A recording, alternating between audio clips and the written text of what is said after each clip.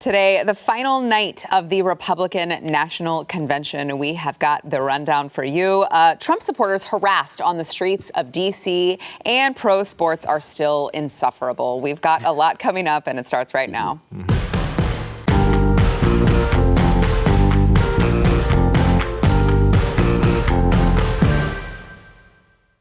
Welcome to the news and why it matters. I am Sarah Gonzalez. Today joined once again. It's Friday, yes. So I've got the boys here. We've got Stu Bergier and Pat Gray, both of BlazeTV. Thank you for being here on this Friday. I've tried to make it as simple as possible for you guys. Thank you. Just going over what happened last night. And there was a lot. There was a lot. It was the final night of the convention for the Republicans. And of course, Trump spoke, accepted the nomination. I felt like, obviously it's the last night, so you would assume it should be the most powerful night. But I felt like they did follow through on that. A lot of good speeches, including Dorne, which we can play here in a little bit. And it did feel very powerful to me. What are your thoughts? Conventions are statements of strategy, largely, right? Like but what do we learn here? We're not going to learn every fact about every, they're giving the best possible spin on both of their sides, and they're making a statement of this is where we're going in this campaign. These are the people that we want to get. And what did you see from these two sides? From the Republican side, you saw massive outreach, right? Probably 60% of the speakers were minorities, or there was a lot of women speakers, there were a lot of black speakers, a lot of Hispanic speakers. They went through the whole gamut. It really felt like the case there was, hey, all the stuff you hear about Trump in the media being a terrible guy is wrong. He's actually a good guy. And look at all these people he's helped. He's helped people of all colors, of all shades, in all situations. And that's what you need to know. And you need to not want your city to burn down. Those are the two main, I would say those are the main takeaways from the convention as a whole. The Democrats were, hey, Trump's really bad. Joe Biden's a good enough guy. You should like him. Also, America is not great. America's definitely not great. Yeah. That's definitely part of it. But I thought it was interesting to see that the presentation was Democrats feel like they like where they are right now, right? They feel like they have a lead. They feel like if the election was held right now, they'd win it. And so they don't want you to think about really anything other than the fact that you can get over the hurdle of Joe is not a terrible human being. People like him. Vote for him because that guy's really bad. Trump, on the other hand, was looking for outreach. Trump was saying, we did things for everybody. And it really was a wider pitch to the American people. I think the risk, if you're a Democrat here, is that you are essentially doing the same thing Hillary Clinton tried. Hillary Clinton did the same thing. She basically said, I'm not going to say all that much. I'm going to just hang back here and just say, that crazy person who's saying all those things on the TV, you don't want that guy to be president, right? Right, guys? Come with me. That was basically their only pitch. It's also the only pitch they're doing again. They're trying the same thing. There's an argument to be made that the reason they lost last time is because Hillary Clinton was a uniquely terrible candidate. And it's possible that's true. That's the only reason they lost. It's a great argument to be made. There's a lot of evidence to support that argument. On the other hand, though, it is a risk because if people come to the point where they come up with something that they really don't like about Biden, or the virus turns around in some way, the economy rate roars back even more than it has, they're going to be in a position where they haven't even really made an argument. Right now, all they're saying is, that guy, the chaos, it feels really crazy. You don't want that guy anymore, right? Come with us. Yeah. Is that enough to win an election? They're trying because, Hillary Clinton is made fun of all the time. She didn't go to Wisconsin. Joe's doing the same strategy, but going nowhere. He's going to no states except Delaware. So I think he's going to win Delaware, and I'm willing to call that state right now. Pat, do you agree with Stu? Yeah. Who was the woman that said, how are you going to trust them with leadership in the United States of America when all they do is tear the country down? Yeah. I thought that was such a great point. I think it was just a normal person who was not in politics. It was one of those compilation things that they did, which they did really well. Yeah.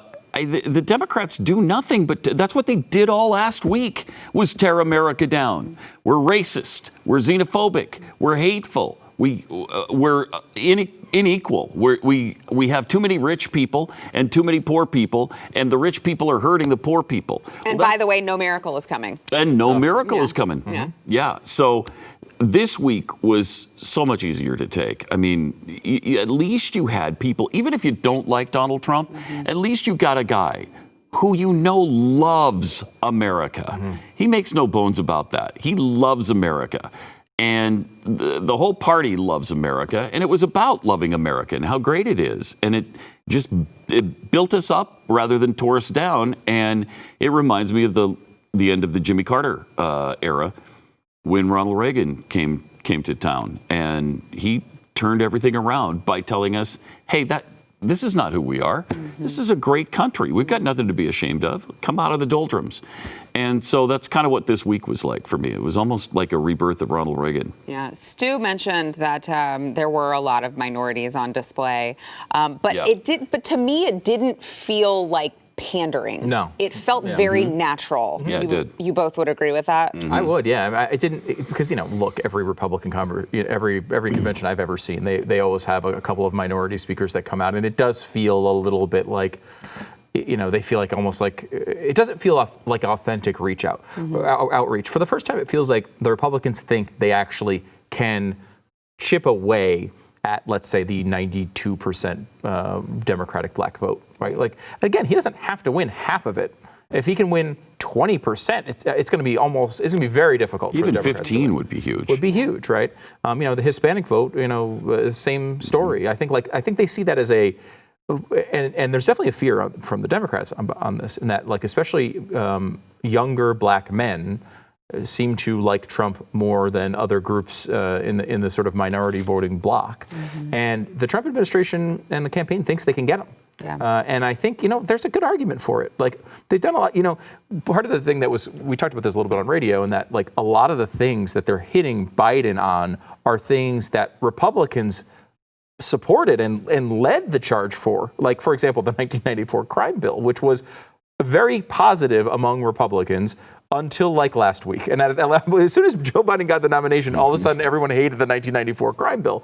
I know Daniel Horowitz here with the Blaze and Conservative Review has done a lot of real good work about how that crime bill actually had a lot of really good impacts. It was not a horror show, and really was not Biden's bill solely either. But, like, that's a strategic choice, right? He's saying, you know what? Republicans, they understand that I'm doing a good job here. They already like me, and 90% of them. So what I'm going to do instead is emphasize these things, like criminal justice reform. Talk to the people who we've let out of prison. They highlighted a couple of them yesterday. Do a naturalization ceremony. Come out and highlight those things that he does believe. I mean, there's certain Ivanka's speech last night could have been given at a Democratic National Convention, right? Like, it was about, like, family medical leave and all sorts of things that typically Republicans don't necessarily go along with. But I think the intent of it was to say, look, Donald Trump, when he feels a certain way, and even if it's not conservative orthodoxy, he's going to go out there and he's going to do what he believes is the right thing. And look at this. You people in the middle, you can get along with this. You might not like some of it, but look, he's done a lot of those things that you do like too. And I think strategically, it's a really smart play. Try to expand instead of just trying to hold on. It reminds me, the Democrats did this in 2016. They tried to play basically prevent defense. We're ahead. We'll just sit around and we won't really do anything, and we'll tackle them after a 12-yard gain on every play. Well, how many times have we seen that turn into a loss for a football team? And I couldn't use that analogy earlier because Glenn wouldn't have understood it. I do want to get to a couple highlights from the convention, but Pat, Stu brings up Ivanka, the stuff that she's talking about, it really is not typically, like, that's not traditional conservatism. And you have people like Ivanka and Jared Kushner who are in the White House. So it always continues to fascinate me that the Democrats choose not to work with this president, because if all they did was just do a little bit of massaging, a little bit of they'd get a lot flattering, of their agenda done. They'd get all these things done. They would, yeah. Well, we forget sometimes that Ivanka and Jared were registered Democrats when they came into the White House, and so they've got that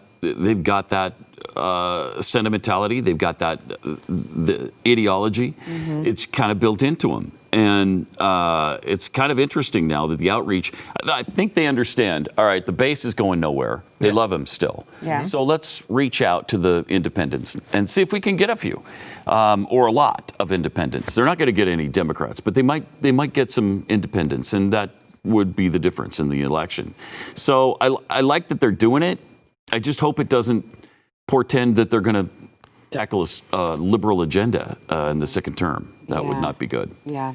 All right. So last night, as we talked about, a lot of really great speakers. There were parents of an ISIS victim who talked about how the Obama-Biden administration didn't do anything for them, didn't reach out to them, kept putting them off. And the Trump administration really tackled what they were looking for. There was also Ann Dorne, the widow of David Dorne, who, of course, was killed in these Black Lives Matters riots. She was, I mean, it was just gut-wrenching to hear her testimony. Here's a little bit of what she had to say. After I'd gone to bed, David received a call from Lee's Alarm Company. The front door of the pawn shop had been breached. This time he didn't wake me up to tell me. He probably knew I would have tried to stop him or insist on going with him. As I slept, looters were ransacking the shop. They shot and killed David in cold blood and then live streamed his execution and his last moments on Earth. David's grandson was watching the video on Facebook in real time, not realizing he was watching his own grandfather dying on the sidewalk. I relive that horror in my mind every single day. My hope is that having you relive it with me now will help shake this country from this nightmare we are witnessing in our cities and bring about positive, peaceful change. How do we get to this point where so many young people are callous and indifferent towards human life? This isn't a video game where you can commit mayhem and then just hit reset and bring all the characters back to life. I mean, just heartbreaking. And I didn't know that their grandson watched this on Facebook Live. I had no idea until I heard her say that last night. How horrifying. But a speech that I think really resonated with the average American who's watching what's going on in the streets of Wisconsin, in the streets of Chicago, in the streets of Minneapolis.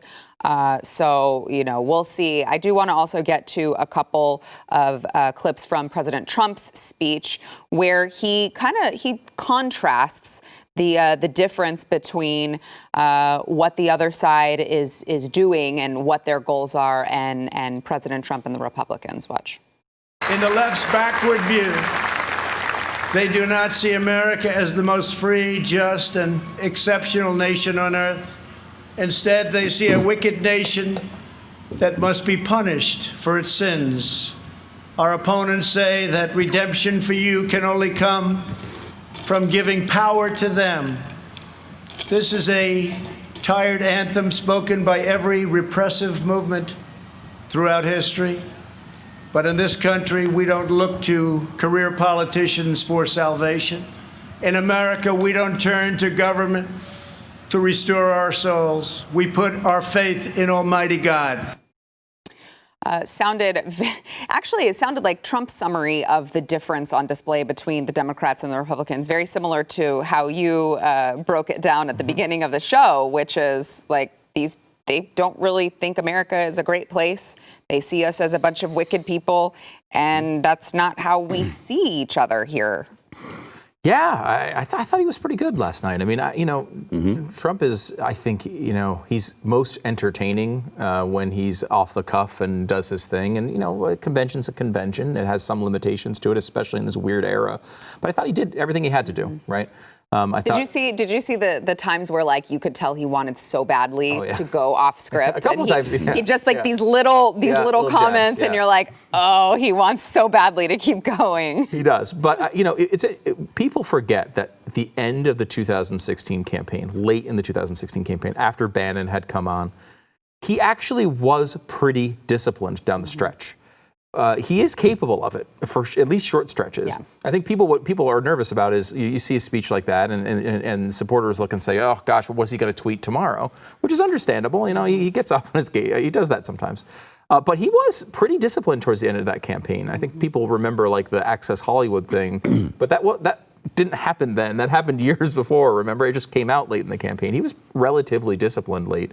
I think he did everything he had to do there. He has basically he had four windows. That was one of them. I mean, he's got 3 debates now. This is where he gets to actually show side by side that he's better than Joe Biden to be the president of the United States. I think there's a good chance that people see that. I do expect the race to narrow from where we're seeing it now. And I thought Republicans did the job, right? Like, it's a convention. It's limited, right? Like, you only it's not an earth-shattering event, but you can get a bump out of it. Whether that's possible in the COVID era, I don't know for sure, but I think they did everything they could there. I thought they did a pretty good job. Yeah. Pat, I want to get your thoughts on one last clip with President Trump before we go to break here. This is President Trump discussing following through on his promises. Watch. From the moment I left my former life behind, and it was a good life, I have done nothing but fight for you. I did what our political establishment never expected and could never forgive, breaking the cardinal rule of Washington politics. I kept my promise.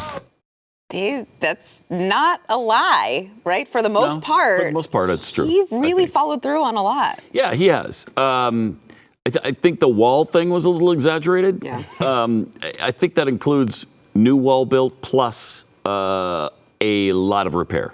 Yes. So they, instead of some of the old fencing, I think they have replaced it with wall now, and that counts in the 300 miles or whatever he said was built, which is... To be fair, he doesn't have total control over that, which is probably why he shouldn't have acted like he had total control over it. And certainly Mexico's not paying for the wall. Yeah, that was not a negotiation. It was ended up so, place. But other than that, he did things that I didn't even expect him to do, and things that I don't think anybody else would have done. And he's, just recently he's gotten some pretty good foreign policy successes under his belt, like the UAE-Israel agreement. That's pretty great. Yeah. That hasn't happened in a long time. Yeah. All right, we've got more to get into from what happened last night on the streets of D.C. But first, we want to thank our sponsor, Rough Greens. So I think all of us sitting at the table, we have seen how crazy our dogs go over Rough Greens, which is a supplement that you put on top of your dog's food that makes sure they're getting all of their nutrition, their vitamins, their minerals, the antioxidants, the stuff that, like, I really look at a label and look for. These guys are like, yeah, my dog eats it. Yeah, as long as they eat it, I don't care what it is for the most part. But this happens to be very, very healthy for them. Yes. It's crazy how dogs go nuts for like healthy vegetable type things, and humans not so much. Like if you poured this green supplement on top of your kids' food, they'd be like, I'm not eating that. Right. They'd actually resist it. You have to like blend it up and hide it in their foods for kids. But dogs love it. They go crazy. They get the big green beard going. Yeah. It's pretty cute. I mean, and it's good for them too. I've mentioned that to me it doesn't smell that good. But my dog, she loves it. Yep. But she loves it. That's the difference between humans and dogs. Yep. There are many things my dog likes. They love it. Yeah, they really do. And you can know that they are getting the proper nutrition to live the longest, healthiest life that they possibly can. You can take the Rough Greens 14-Day Jumpstart Challenge today for $14.95. You will see the difference in your dog in those 14 days, or even less. If you want to make sure that your dog is getting proper nutrition, you got to go to roughgreens.com/blaze. That is ruffgreens.com/blaze. Back in a minute. All right. So as all of this, it was a nice night for the Republicans as all of this is happening over at the White House, which, again, there was a beautiful fireworks display at the end. I know we have a video of the difference, a comparison between the Republican convention fireworks and the Democrats, which is kind of funny. Does it matter at the end of the day? No, but it is kind of funny to see the side by side. Just an amazing fireworks display. I want to know how they get the firework that said Trump 2020. I know. Pretty impressive. I wanted to know that too. Because I got to tell you, if he wins, I'm shooting them off in my neighborhood. I don't care if it's not allowed. I'm going to do it. I don't know if you want that. That's probably a big budget item, I would say. I don't know man. if you want to spend that sort of cash. That was an expensive display. yeah. Yeah, oh, for sure. But really, really pretty. So, you've got all of these people in attendance. They go, they have this wonderful night. It's a nice night at the White House, and they see this beautiful fireworks display. And then there is, of course, what's happening on the streets of D.C., several blocks away from the White House, where activists took the street. And here you've got Trump, obviously a fake Trump, in a guillotine. And people posing with President Trump in the guillotine. That's great. With is that a pacifier in his mouth? I'm unclear because I don't know who is the bigger baby, the one who's up there giving a speech or the ones who are in the streets with a fake guillotine and a fake President Trump. But this is a little bit more of what's going on. And then, gentlemen, I want to get your thoughts on this. The guests who are leaving the White House event, just getting harassed on the streets of D.C. People running up to them. Look, this is, an elderly couple and kids running up to them, violently flipping them off and screaming at them. And they're just like in their nice clothes trying to get home. I see that and I'm like, these people are making the case for all of these independents or anyone who's undecided that a vote for Joe Biden is really a vote for the party of mental illness. I look at this and it is, these are not people who are well. 100% agree with you. This is probably Donald Trump's best argument to become president of the United States for another 4 years. And they're making it for him. Yeah, totally. Again, it's almost as if they are Republican operatives. Yeah. It's that successful for the president. Look, there's a lot of people, I know liberals, I have liberals in my family. They would like more spending on education and all sorts of various things that I think are questionable.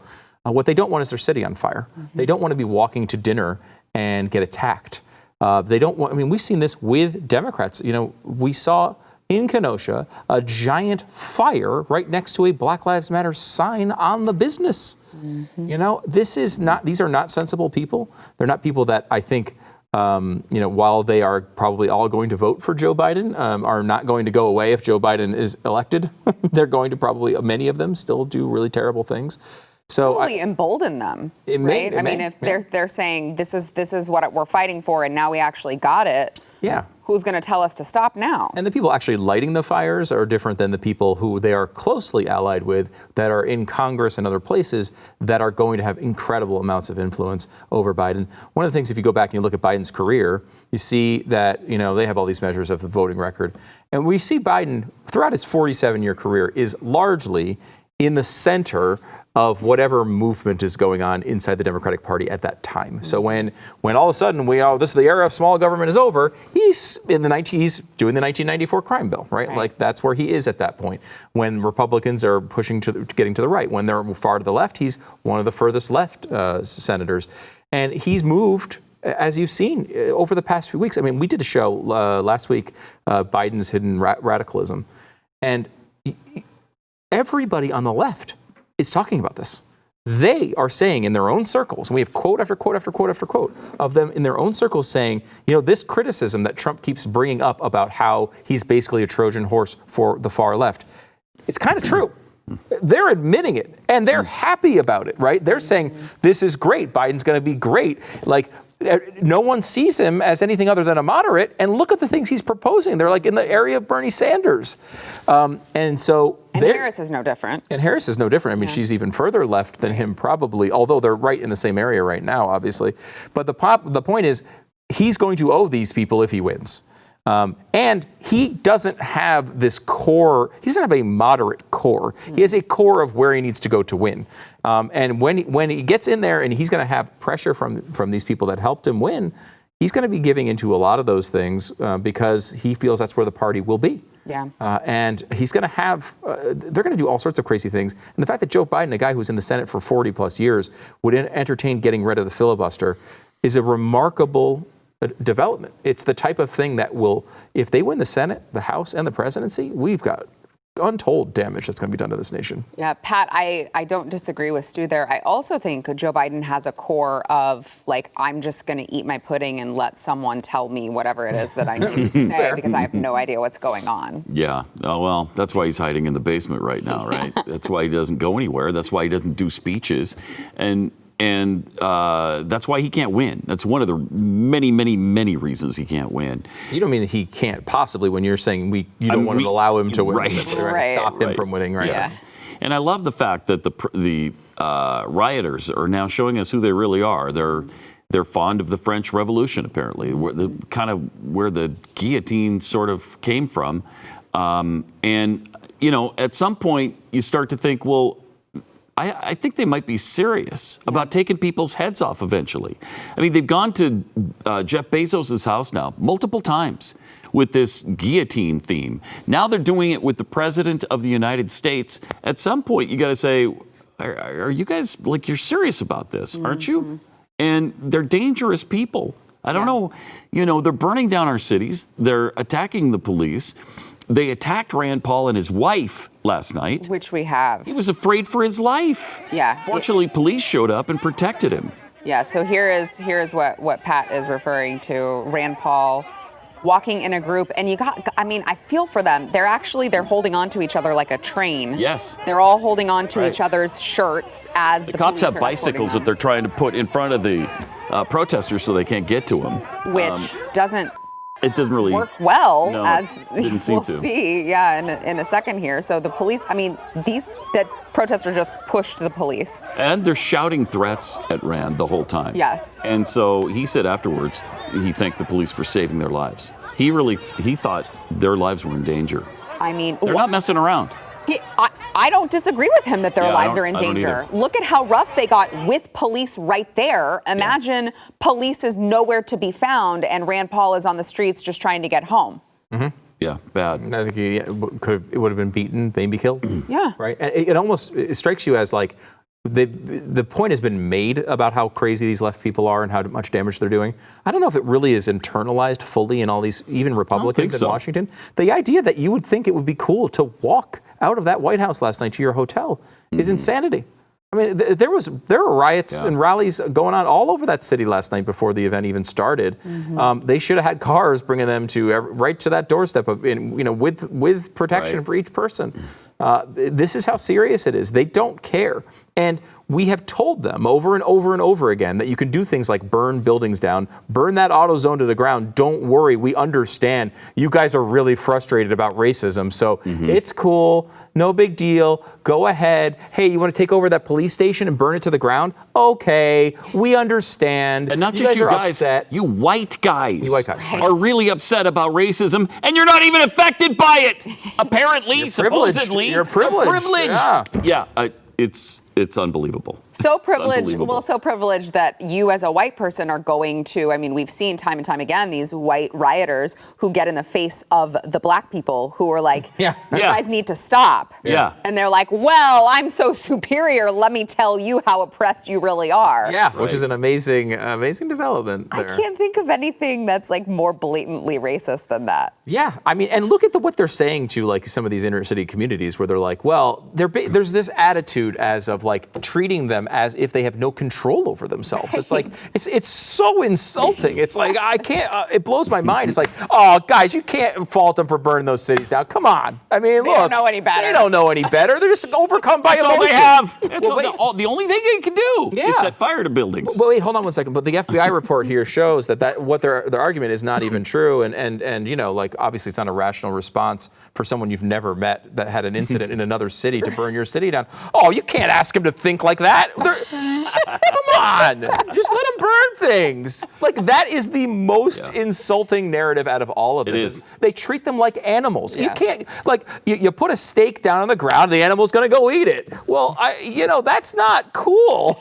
Like these are human beings. You're acting as if they have no restraint and no responsibility for their actions. You do. There is not a case to be made that because someone gets straight out murdered, right? Not a case to burn down your city. No case there. I thought we all understood that. That's right. It seemed until like two or 3 months ago we actually understood that, and that's called civilization. Because you're never going to get murder to zero. So if we accept that as an outcome of every murder, we're going to have some problems here in this society. Yeah. And we're not going to have civilization anymore. And you can see many of these people, especially Antifa, Black Bloc members, and the like, they don't want civilization. It's their goal to get rid of it. And the media, because this means the media and their nice little houses and their nice little parties, they don't happen anymore in this world. But the media keeps assisting them because they want Donald Trump out so badly. Mm-hmm. That is not healthy. Yeah. All right. We've got more to come. Back in a minute. I mean, if you put a stake on the ground for most human men, they'll go eat it. I'll dive in. No, I'm just saying first. Well, while Donald Trump and the Republicans tried to make the case for a stark contrast between the violence happening that the left is, of course, enabling and the Republicans who do not condone the violence, Joe Biden, I have to assume that this was an intern, I guess, because I think Joe Biden is already asleep by this point in the convention. But Joe Biden tweeted out, "Remember, every example of violence Donald Trump decries has happened on his watch, under his leadership, during his presidency." And I have to wonder if this intern knows about the Constitution, knows about federalism, understands the separation of powers, because for as much as they call him a fascist, that's not really his place to just run in. And when he ran in, they did nothing but whine and cry. And call him a freaking fascist. Right, right. So yeah. It's weird. And it's weird because the Portland Riots, just in case anyone's wondering, the Portland Riots are going on every night still. It has nothing to do with the federal troops. They're all gone now. But that story continues. Have you heard it in the mainstream media since the feds pulled out? I haven't heard word one about it. That's also weird because I was also told that that's why they were rioting. Right, Exactly. it was because the feds were there. They're not there anymore. No. So they rioted for months beforehand, and the press didn't cover it. The feds were there for a couple of weeks. They covered it every single night like it was the worst thing in the world. They've left, and now the riots have continued and gotten worse in some cases. Well, but then now they have a plan to stop it, though. They have a really good plan. Oh, really? Yeah, they're going to allow the riots to burn themselves out because ultimately, they will burn themselves out. Which is that's what the mayor said. Yeah, that's what he said. That's exactly Verbatim. what he said. Amazing. Well, yeah, eventually, so many buildings will be burned down, there won't be any more buildings to burn anymore. Right. So, yes. Right, eventually. Everything will be ashes, and eventually the smoke will go out. We've seen this in wars before, where you firebomb a city so much there's no more buildings to bomb. Right. So that's why we can just go for that. Eventually, the whole city will be rubble, molten lava rubble, and you won't have to worry about it anymore. Right. I like that. It's a good approach. They want to tear the country down, right? I mean, these people want to tear the country down, and the left is assisting them because part of it is because they want this system destroyed, and they want this to go away, and part of it is because they want to win this election. But they're so closely tied together; it's hard to separate them anymore. I have Ben Shapiro on tonight talking about. He has a new book out called How to Destroy America in 3 Easy Steps. Yes. And one of the things he talks about is this battle between disintegrationism and unionism is the way he sets it up. And unionism is kind of how we've always understood America, right? We have a common set of values, we have a common set of culture. We might disagree within that structure, but that's totally fine. We're all kind of going together. This disintegrationist view, which is highlighted by certainly the Black Bloc members and Antifa, but also the AOCs and so many on the left, up until people like Joe Biden. The comment he makes there is ridiculous, right? Under the standard Joe Biden mentions there, he would be responsible for Ferguson, which would, again, would be the exact opposite of what he was saying back then. Everything that happens under your watch that's not how this works. The president doesn't control every one of these things. He can try to give influence and give help. And then by the way, he offered to do over and over again. Democrats have rejected it, but that is a central thing, and it's one of the things Ben talks about in the interview that we have coming up, is that this is reason is no longer a thing of trying to come together to a common truth. Reason is now just a tool to gain more power. If reason helps you move the line, whether it's true or not, we saw this with what's going on with the Kenosha situation, where you can see on video Rittenhouse being pushed over, having a gun pointed at him, getting hit in the head with a skateboard, and what we get out of this is that he was just assassinating people for no reason, and he's a white supremacist when he's shooting white people. I don't even, like, none of this makes any sense, and that's exactly the point. It doesn't have to. They don't care if it makes sense. Logic only matters to the extent that it will help them gain more power. That is again, I just said this last segment too, that's not civilization. Mm-hmm. Civilization depends on reason mattering. It depends on it, because we all drive down the street and we have two cars going at each other all the time. And when there's a little yellow line in the middle, and it's the only reason we don't crash into each other every day, right? Mm-hmm. But we all understand you stay on that side of the line and we stay within the boundaries. You can drive a little faster, you can drive a little slower, you can switch lanes, you can do all these things. But you can't just cross the line into the car coming right at you. They want the society where the line doesn't matter and you just cross over and crash into each other. That's not a functioning civilization. And I do think that a lot of Democratic voters are with us on that. Yeah. They do not want a society where they think, I can go to Target and get some stuff, but I also might just get murdered for no reason. Mm-hmm. They don't want that society either. They don't want the society of, hey, I might park my car in the street, I might come back and all the windows are smashed out and it's on fire. They don't want that. Or I might just be driving down the street and a mob surrounds me all of a sudden. Right. And I'm not supposed to move. I'm supposed to let them beat their way into my car, drag me out of the car, and beat me to death. That's what I'm supposed to do. Yep. Which apparently has happened to a lot of people who are Democratic voters. Yes. Mm-hmm. They're not happy about it when it's them. They get harassed by these people. Over 30 people have been killed in the last few months in these riots. Is that more or less than George Floyd? I'm thinking. I can't think of. Do you have a number on that? Can you statistically? I haven't done math in a long time. Okay. But I'm going to say more. I'm going to say more. Wow. Yeah. That's a tough one. Yeah. 30. Is more than one. Is more than one. Okay, that's confirmed? Yeah. Okay. I think I've confirmed getting word it. in our earphones here. Yeah, I mean, you guys saw the video of the woman who was at dinner eating on the sidewalk. Yes. Yeah. And all they screamed at her. And they screamed at her. And then they interviewed her afterwards. The Washington Post interviewed her afterwards, and she said, I've been marching with these guys for weeks. Yeah. Like, it's despicable. What is happening? And I'm going to go out on a limb and guess that she's probably not going to choose to march with them again. Yeah.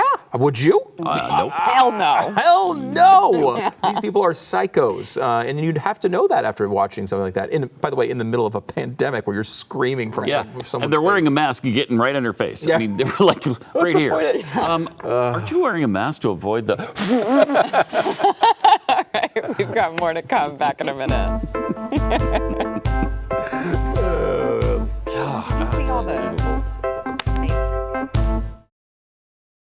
In other news, pro sports are still insufferable, in case anyone was wondering. Breaking news, still insufferable. We've got the NBA, who they decided to finally resume their playoffs after there were several teams who had said that they were going to protest. They were going to join the protest by being lazy and not playing their games, which is, that's really nice. I would love to be able to be a part of that protest. You know what I think scared them is nobody cared. Right. It's like, people were like, oh, the NBA was play. on? Oh, okay. I didn't even know they were in the bubble. Did they do that? They did that thing? Huh. And so, no, we're going to play this weekend. Oh, we're going to come back and play. Because I thought, all right, if they really have giblets here, what they do is they stop playing for the whole season, right? They just stop the season. Yeah. But they're not doing that. Now, so according to reports, most teams wanted to resume, but the two teams who said no was, of course, the Lakers and the Clippers, and they voted to end the season altogether. Another report, again, that there were discussions that the players found out that they would be receiving like 25 to 30% less pay if they didn't finish out the playoffs. And now, all of a sudden, what do you know? Yeah, what do you know? They are going to resume the Here's playoffs. the thing. If you don't play games, you get 0% of the play. Yeah. Okay? That's what they should get is That is 0%. absolutely If true. the NBA was dumb enough to pay them 3/4 of their salary when they weren't playing the games. I know. I'm like, how do you only Crazy. get 25 to 30% less when you're not doing your job? Yeah, exactly. You show up to that's work. what you're hired you know to what? do. All the other black lives you supposedly care about, they all showed up to work yesterday. Right. You know, that's the thing that's so frustrating about this. Now there was a best case scenario here that almost played out, which is number one, I want the Mavs to advance. Okay. So the Clippers decide not to play. They drop out. Mavs advance. The only other thing I care about in the NBA is LeBron losing. Well, if the Lakers didn't play, he wouldn't get a title either. So I was like, I suddenly became like the Black Lives Matter spokesperson for about 20 minutes. I was like, yes, this is the right thing. Do it. But it's an embarrassing display. It is. This is a man, okay?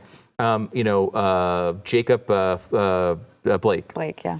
Who we all saw the video. It's not From both sides of the car. Right. No one likes the idea that he was shot in that situation. Right. But like, it is a completely defensible move by the cops. We can Thank go you. through the entire. Yes. We can go through the entire argument. You guys know it all already, Yep. and you know, we all know that.